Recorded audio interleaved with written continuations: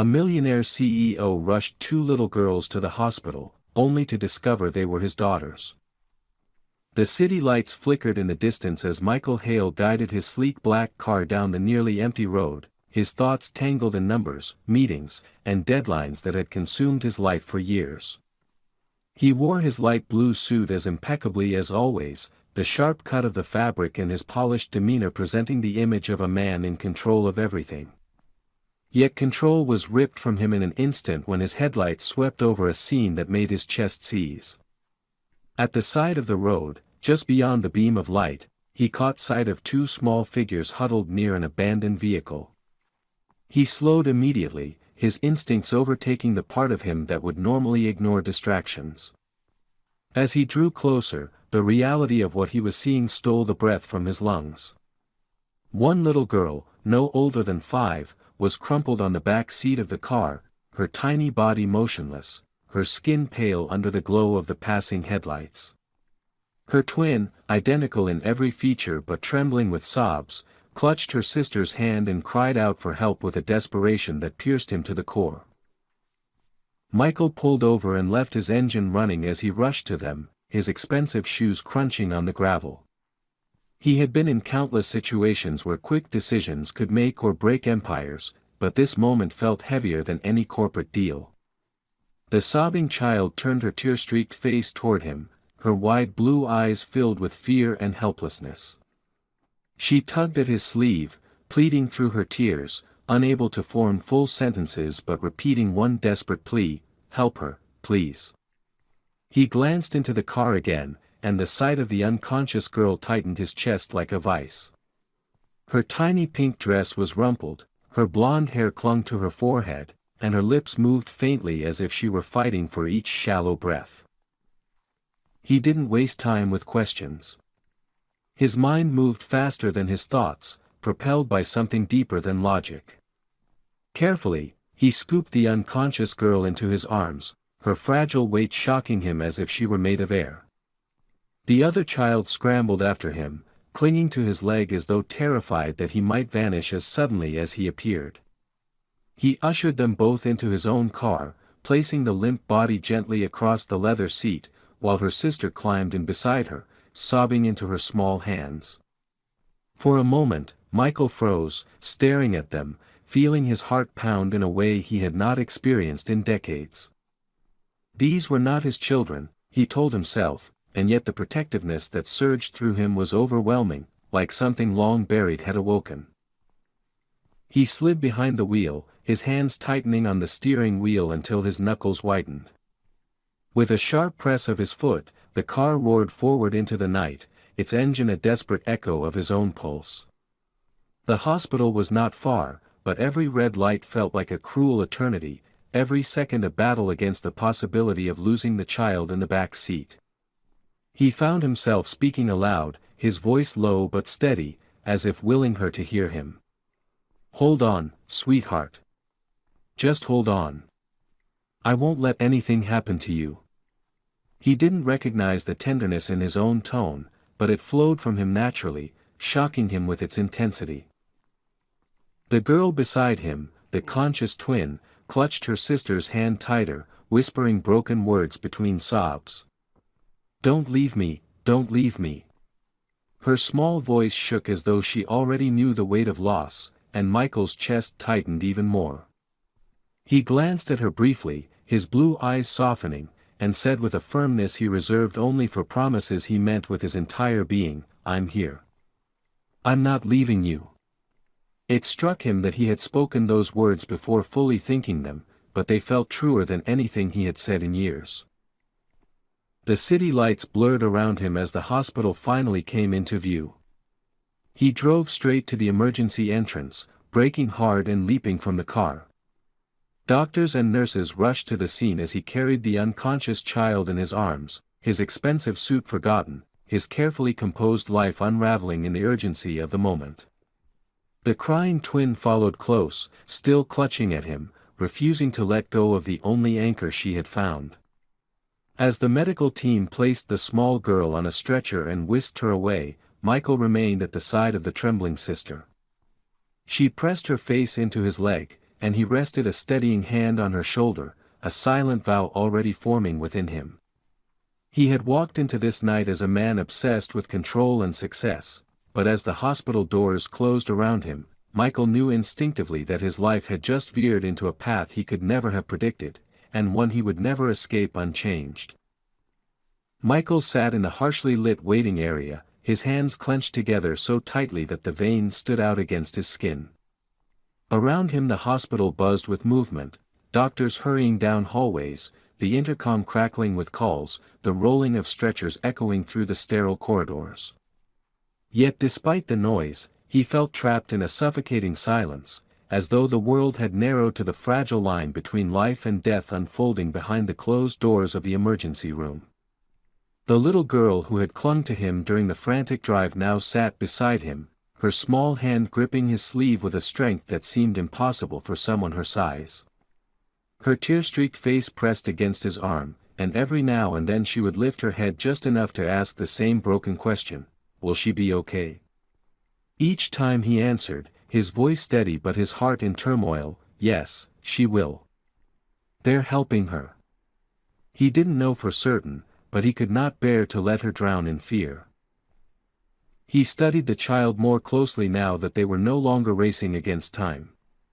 Her blonde hair was tangled and her pink dress wrinkled from the ordeal, but her eyes, blue, clear, and impossibly familiar, held him captive. There was something haunting in them, something that tugged at the recesses of his memory. She was a stranger and yet she wasn't, though he could not place why. As she leaned against him, trusting him with a kind of instinctive faith, he felt an unexpected ache.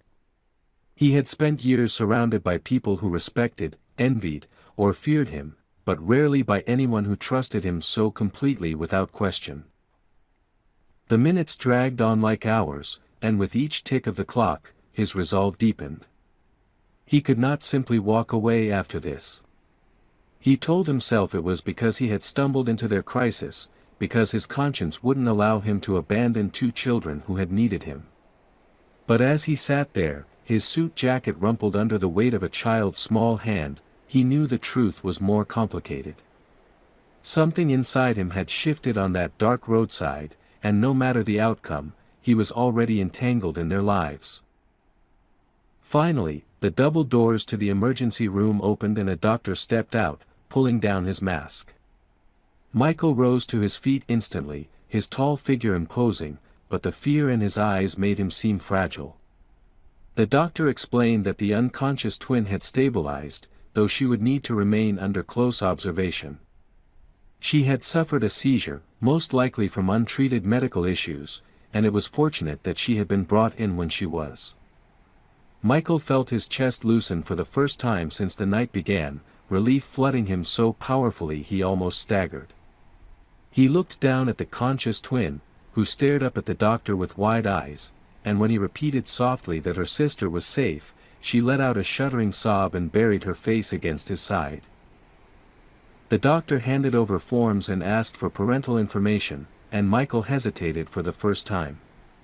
He realized he knew nothing about these children, not their last name, not their address, not where their mother or father might be. He crouched down beside the little girl, brushing her hair back gently from her face, and asked, "What's your name?" She whispered, "Emma," and when he asked about her sister, she answered, "Lily." His throat tightened at the sound of their names, simple and pure, a reminder of how real and fragile they were. When he asked about their parents, she bit her lip and shook her head, her eyes filling again with tears. "Mommy isn't here. Daddy isn't here either," she murmured, and the emptiness in her tone was sharper than any blade. Michael filled out the paperwork as best as he could, providing his own contact information until someone responsible could be located. Yet as he signed his name on the forms, he felt the strange weight of responsibility settle over him, heavier than the billions he had managed in his career.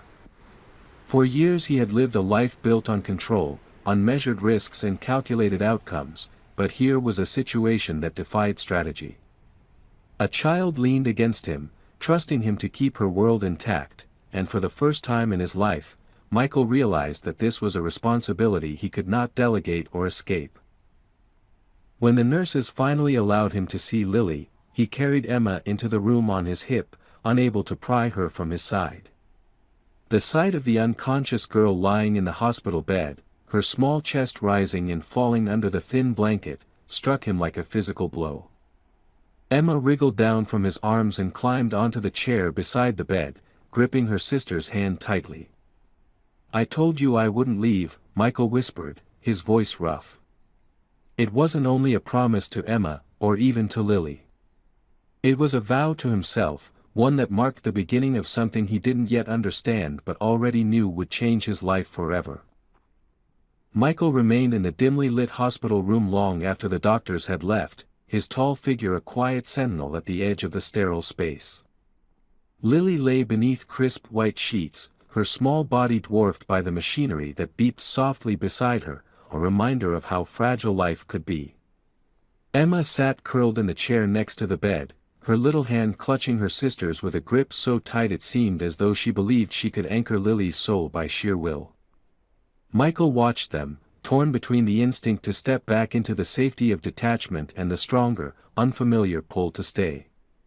For years, he had defined his life by distance, by keeping emotions and people at arm's length, but now the sight of two little girls, strangers yet somehow not strangers, bound him to a place he had never imagined being. The hours crawled by, and every so often a nurse would come in to check Lily's vitals, adjusting tubes or murmuring updates in a professional tone. Each time, Michael's heart lurched with fear that something had changed for the worse. He found himself asking questions, too many for a man who supposedly had no claim to the child, and the nurses glanced at him curiously, as though trying to place his role in this small tragedy. When he said nothing, Emma would speak up in her small, trembling voice, announcing proudly that he had saved them, that he was helping. The way she looked at him made it impossible to correct her, because in her eyes he wasn't just a stranger who had stopped by chance. He was already someone she had decided to trust. As dawn began to seep through the blinds, Emma grew restless and hungry, her small stomach betraying the long night. Michael slipped away briefly to the cafeteria and returned with a tray of food that looked pitiful compared to the lavish meals he was accustomed to, yet Emma's eyes lit up as though it were a banquet. She devoured the eggs and toast quickly, pausing only to press pieces of food gently to Lily's lips before remembering her sister couldn't eat yet. Michael knelt beside her, his heart twisting at the innocence of the gesture, and reassured her that the doctors would help Lily eat when she was ready. Emma nodded solemnly, accepting his words as absolute truth. When she finished, she leaned back in the chair and, with childlike exhaustion, laid her head against his arm. Her trust was absolute, unfiltered, and it sent shockwaves through him. He had spent years surrounded by board members who second-guessed his every move, by rivals waiting for weakness, by colleagues who respected him only because of his power.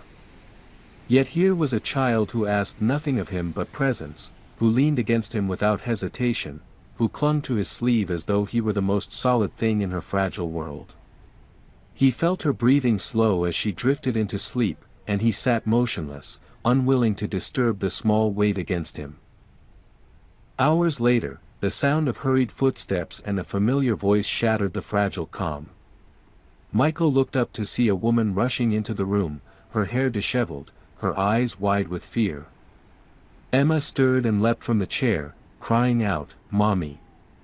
The woman collapsed beside the bed, clutching Lily's small hand and pressing frantic kisses to her forehead.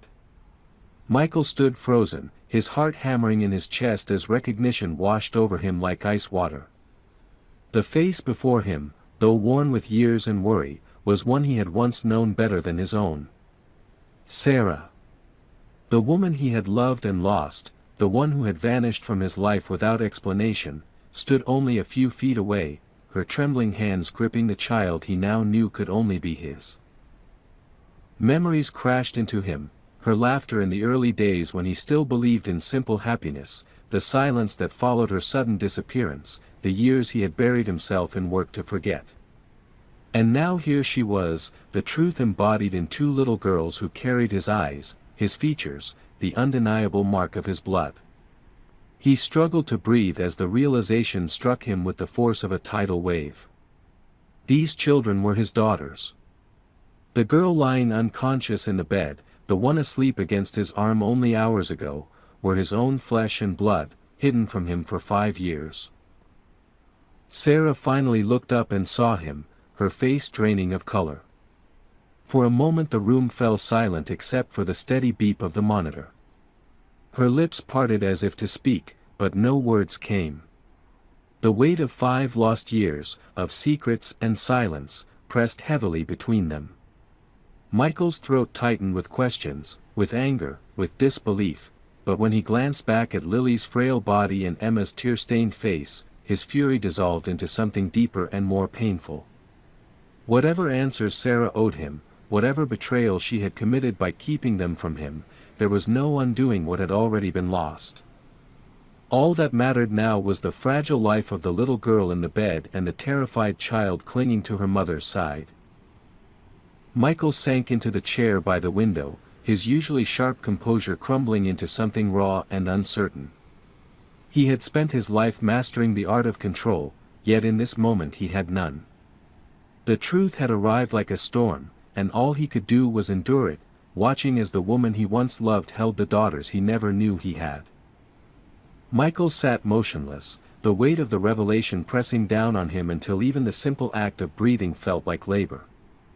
Across the room, Sarah remained by Lily's bedside, her hands trembling as she stroked the child's hair, her lips murmuring words too soft for him to catch.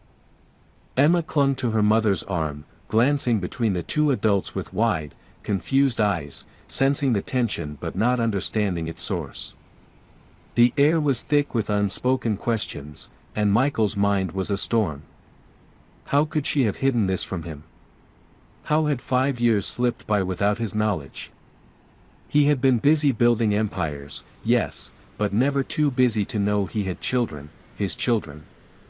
The thought that these little girls had lived their entire lives without him ignited a fury that burned through his veins, but when he opened his mouth to speak, his voice caught. Confrontation seemed meaningless in the face of the fragile child lying in the hospital bed. Eventually, Sarah lifted her gaze, her eyes meeting his for the first time.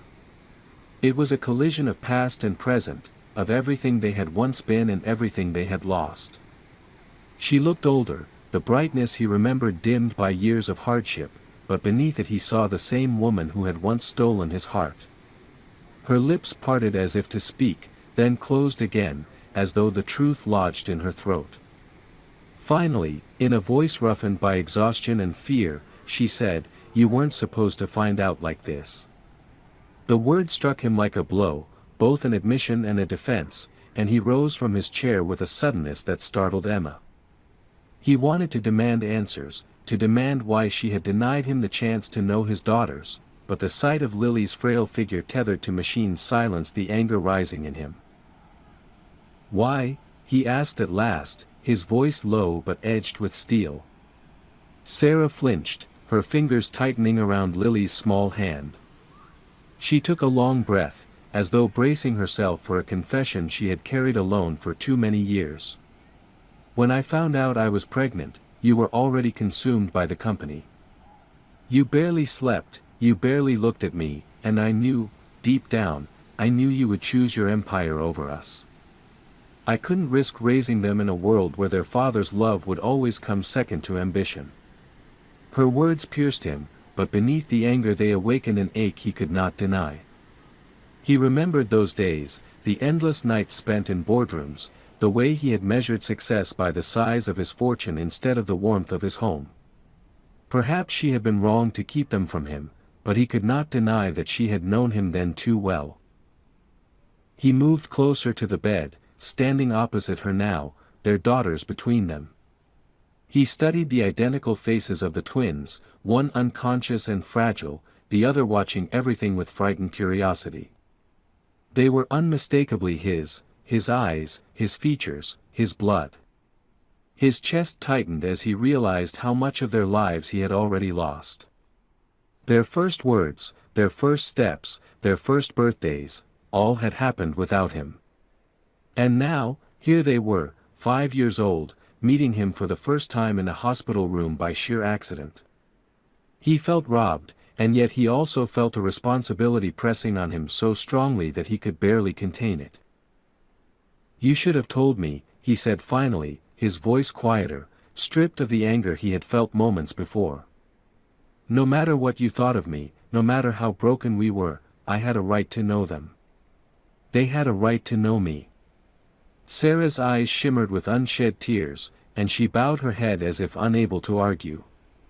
The silence that followed was heavy but not empty, it carried the weight of years unsaid, of choices that had fractured their lives.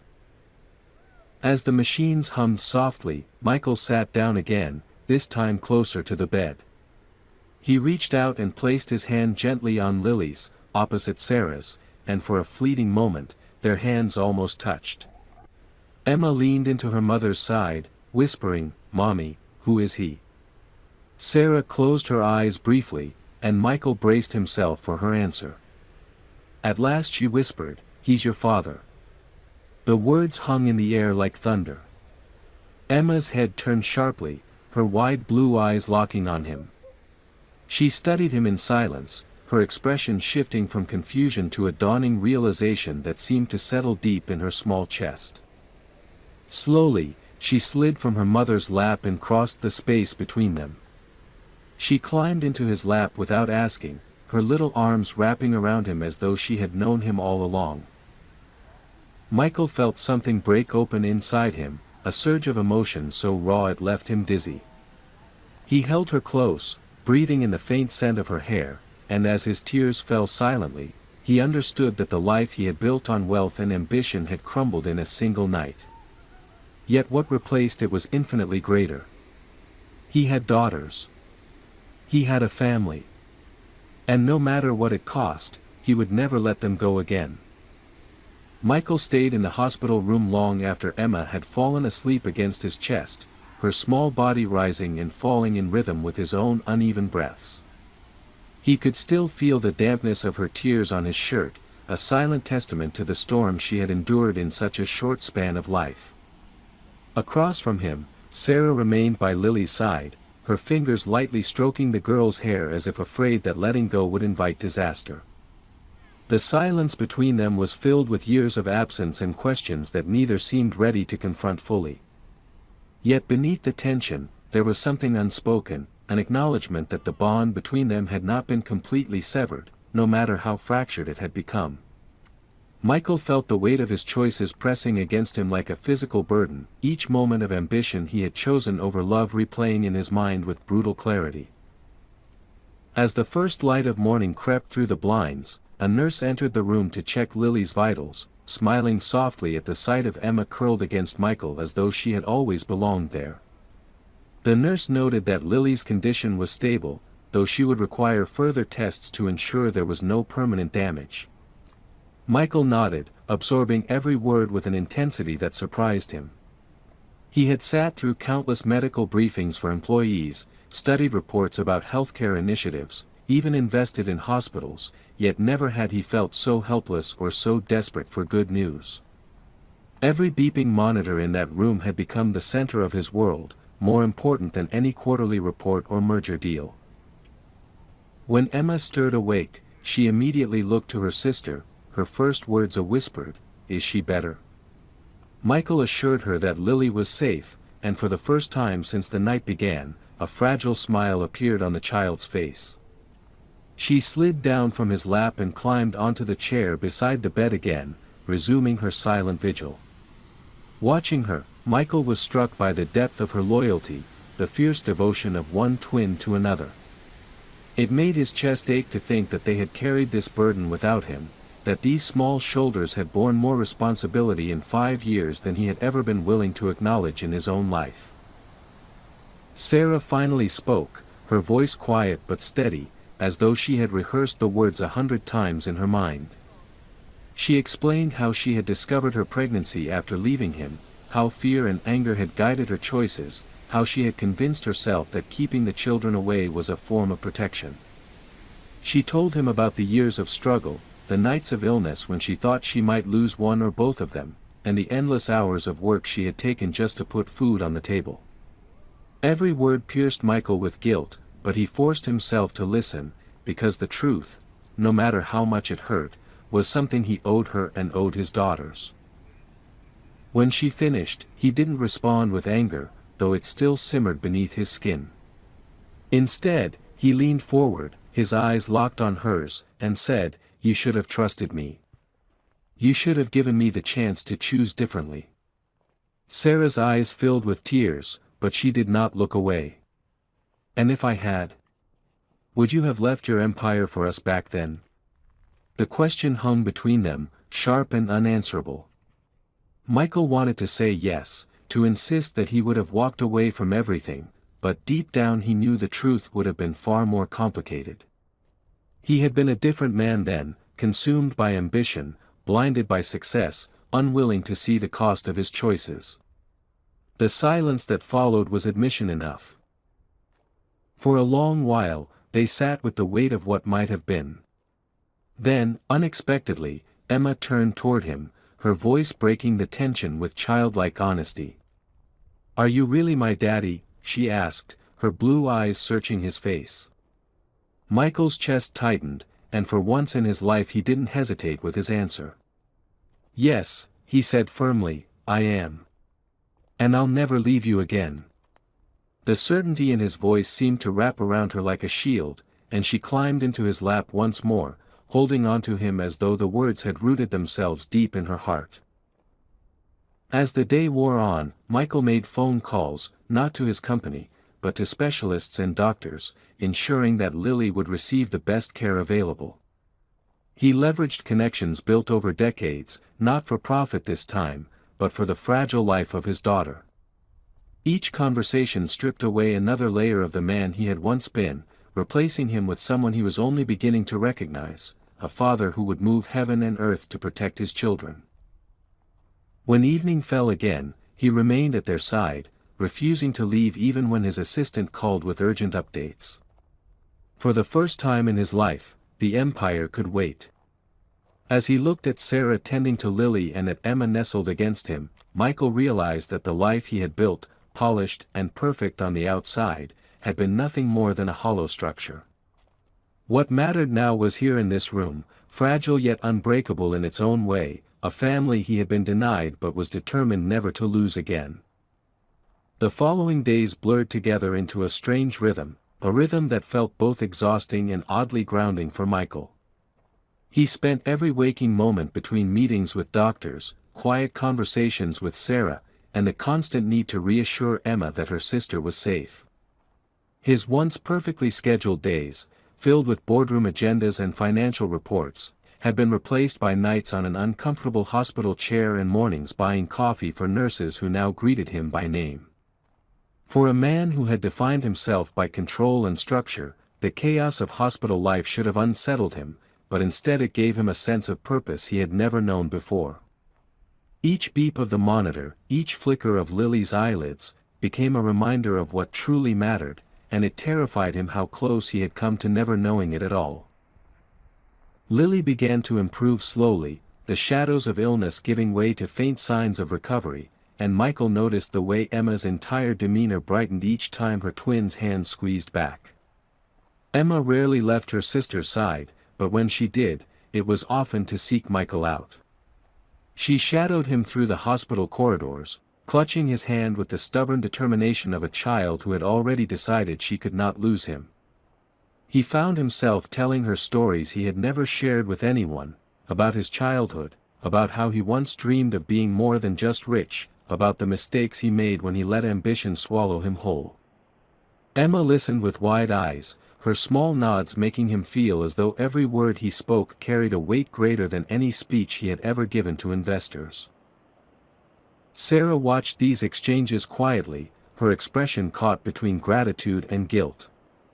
One evening, when Emma had finally fallen asleep draped across Michael's lap like a rag doll, Sarah spoke. Her voice was soft but steady, a mixture of exhaustion and the strength of a woman who had survived far more than she ever should have. She told him about the years he had missed, about the birthdays celebrated with homemade cakes, about the nights when fevers had raged and she had sat alone in fear, praying her daughters would survive. Michael felt every word like a knife, each detail painting a picture of lives lived in struggle while he had been surrounded by luxury. His first instinct was to apologize, but he stopped himself, realizing that empty words would not erase the past. What mattered now was what he did, not what he said. The tension between them was undeniable. There were nights when Michael felt the urge to demand answers again, to shout at her for stealing 5 years of fatherhood from him, but then he would look at Lily's fragile body and Emma's tear-streaked face, and his anger would soften into something else. He began to see Sarah not just as the woman who had left him, but as the woman who had carried this impossible burden alone, who had kept their daughters alive despite odds stacked against her. He realized, perhaps for the first time, that strength wasn't only measured by the empires one built but by the lives one protected, even in silence. Outside the hospital walls, whispers began to stir. Word of his absence from the company spread quickly, and soon the press began circling, curious about why the city's most polished CEO was spending so much time in a children's ward. His board members sent sharp messages demanding explanations, some even threatening consequences if he didn't return to his duties.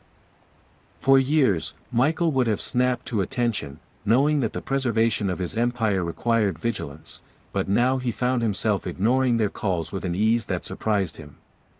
When his assistant showed up at the hospital with documents requiring his signature, he signed them absent-mindedly while Emma tugged at his sleeve, reminding him that it was time to read another story. The empire could wait. His daughters could not. One afternoon, as the sun cast golden light through the hospital window, Lily opened her eyes fully for the first time since being admitted.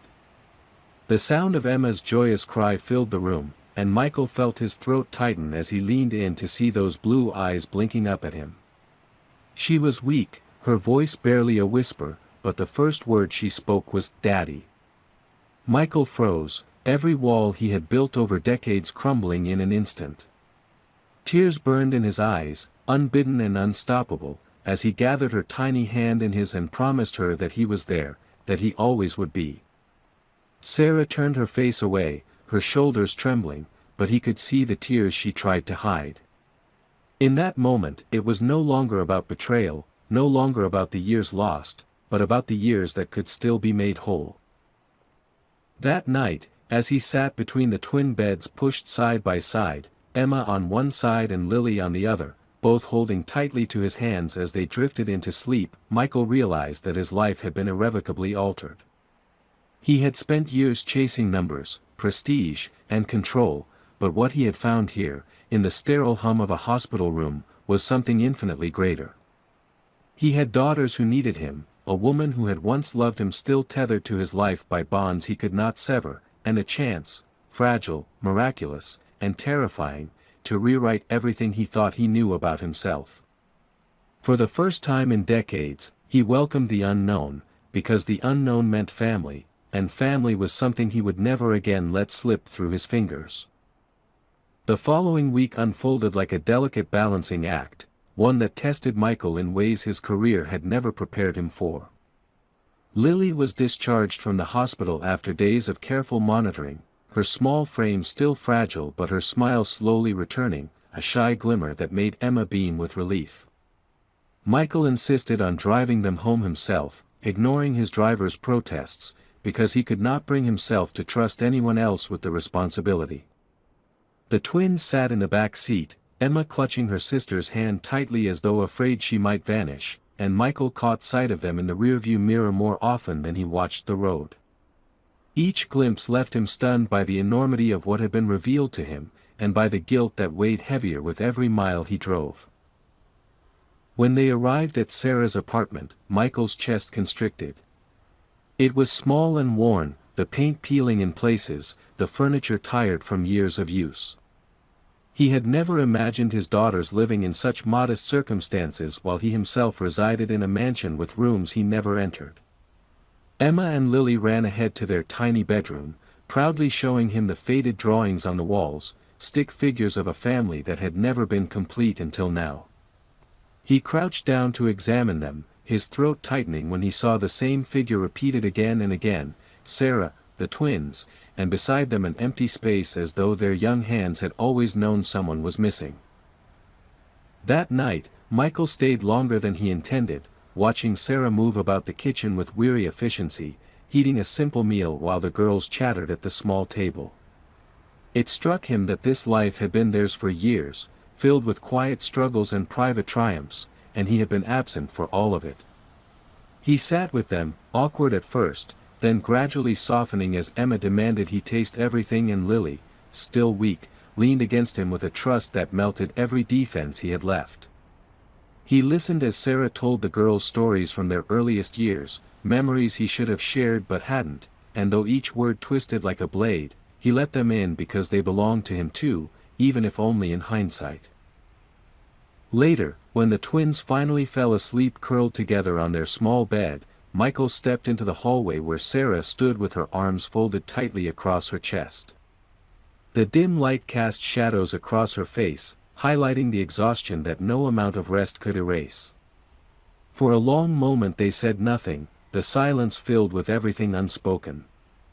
Finally, Sarah broke it with a question that sounded more like a confession. "Why didn't you fight for me back then?" Her voice trembled, not with anger but with the fragile edge of someone carrying too many regrets. Michael leaned against the wall, running a hand through his hair, and admitted the truth that had haunted him since she reappeared. "Because I didn't even realize I was losing you. I was too blinded by ambition to see anything else. And by the time I looked up, you were gone." Her eyes softened at his honesty, though the hurt lingered. She told him how she had watched from afar, reading about his rise in magazines while rocking two infants to sleep in the quiet hours of the night. She confessed her anger at him, her fear that wealth would corrupt the innocence of the daughters she wanted to protect, and the loneliness that had nearly broken her. Michael listened without interruption, every word a stone added to the weight on his chest. But when she spoke of the twins' laughter, of the way they always asked why they didn't have a father like other children, he felt something inside him crack open completely. He promised her then, his voice raw and unguarded, that no matter how they had come to this point, he would never abandon them again. The days that followed brought changes neither of them could have anticipated.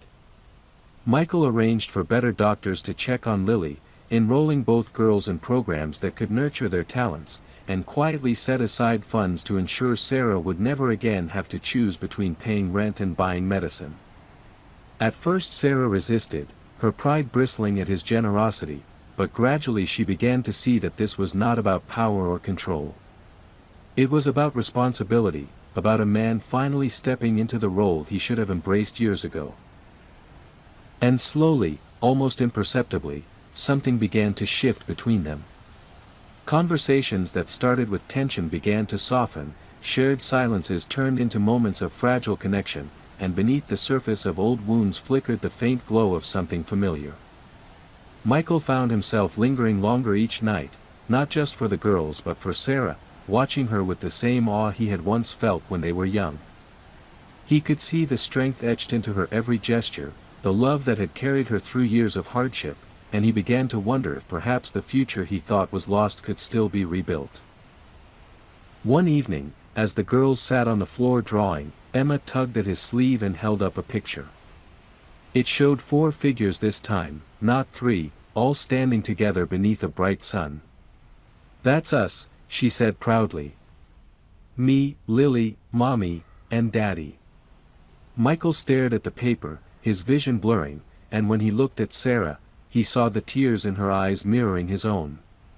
In that simple drawing lay the truth neither of them could deny anymore: despite everything, they were a family. And though the road ahead would not be easy, for the first time he believed it was a road worth walking together. The weeks that followed became a new chapter in Michael's life, one he had never anticipated and one that demanded far more of him than all the years he had spent climbing to the top of his empire. Each morning he found himself waking not to the shrill ring of his assistant's phone calls but to the sound of Emma's giggles and Lily's soft voice asking if he was ready for breakfast. He began spending more time in Sarah's modest apartment than in his own expansive mansion, and though the walls were close and the furniture worn, he felt a warmth there that he had never experienced in any of his gilded rooms. The girls filled the space with life, leaving their toys scattered across the floor and their laughter echoing down the narrow hallway, and for the first time in decades, Michael didn't mind the mess. He embraced it, because it was a sign that he belonged somewhere real. The board of his company grew increasingly restless, unable to comprehend why their meticulous, untouchable CEO was suddenly absent from meetings and slow to return calls. Rumors began to swirl in the media, some accusing him of losing control, others speculating about a secret scandal. For a man who had once cared deeply about every whisper, Michael was surprised by how little it mattered now. The empire he had built still stood, still thrived, but he no longer measured his worth by its towering glass offices or the numbers in his bank account. He measured it by the way Emma ran into his arms each time he arrived, by the way Lily's health improved under his constant care, by the quiet moments when Sarah let her guard down and allowed herself to look at him not with resentment but with something softer, something that hinted at what they had once shared. Still, the path to healing was not smooth. There were nights when Sarah's voice shook with anger as she confronted him about the years she had endured alone, the nights when Lily had burned with fever and she had wept from fear while he had been entertaining investors in distant cities. Michael didn't try to defend himself with excuses. He accepted her words, each one deserved, and vowed not to erase the past but to build a future strong enough to outweigh it. In turn, he admitted his own pain, the hollow years when he had buried himself in work, the loneliness that had gnawed at him even as the world praised him, the guilt that now consumed him for not searching harder when Sarah had first left. Slowly, painfully, they began to peel away the layers of silence that had stood between them, and in doing so they discovered that beneath the scars, there was still something alive. The twins, in their innocent way, became the glue that held everything together. They demanded stories at night, insisted on family meals where Michael burned toast in the small kitchen, and laughed when he tried to braid their hair and made a mess of it. They drew pictures of all four of them together and taped them to the fridge, replacing the faded stick figures that had once depicted an incomplete family. Their presence forced Michael and Sarah to share space, to share responsibilities, and eventually to share quiet moments where laughter slipped through unbidden, reminding them of the ease they had once known. One evening, as the sun set and cast a golden glow across the apartment, Michael found himself sitting on the couch with both girls nestled against him, their breathing soft as they drifted into sleep. Sarah stood in the doorway watching, her expression unreadable at first, and then slowly softening into something he hadn't seen in years. She crossed the room and sat beside him, her hand brushing lightly against his as she adjusted a blanket over the children. For a long time they sat in silence, listening to the rhythm of the girls' breaths, and then Sarah whispered, "They deserve a father who will stay." Michael turned to her, his blue eyes steady, and answered with a certainty that surprised even him. "Then I'll stay. Whatever it takes, I'll stay." It was not a grand declaration, not a proposal or a promise of instant reconciliation, but it was the beginning of something true. Sarah looked at him, her eyes filled with unshed tears, and in that moment she allowed herself to believe that perhaps the man she had once loved could still be found beneath the armor of ambition. The distance between them, once so insurmountable, felt smaller, bridged by the weight of two small bodies asleep between them. As the weeks turned into months, the transformation became undeniable. Michael didn't abandon his company, but he redefined his role within it, delegating responsibilities he had once clutched with iron fists so that he could prioritize what mattered most. He learned how to pack school lunches, how to read bedtime stories with voices that made Emma laugh until she cried, and how to sit with Lily through her lingering medical appointments without once glancing at his phone. He rebuilt trust with Sarah one act at a time, not with wealth or gifts but with presence, patience, and humility. In the end, the man who had been known as a ruthless millionaire CEO was remembered not for the empire he built but for the family he reclaimed.